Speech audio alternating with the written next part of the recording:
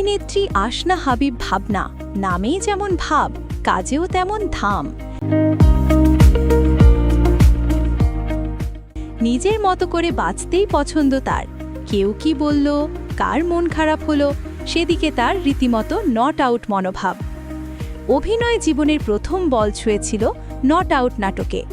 তারপর তো একের পর এক হিট, দর্শকপ্রিয় নাটক, দুর্দান্ত অভিনয়, আর এক সময় এসে সিনেমাতেও ছক্কা হাঁকালেন ভয়ঙ্কর সুন্দরের মাধ্যমে। অভিনয়ের বাইরে ভাবনার আরেক মঞ্চ ফেসবুক।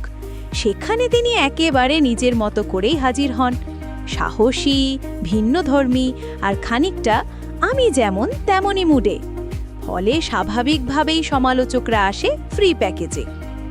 সম্প্রতি এক সাক্ষাৎকারে ভাবনাকে জিজ্ঞেস করা হলো, এইসব সমালোচনায় তিনি গুরুত্ব দেন নাকি?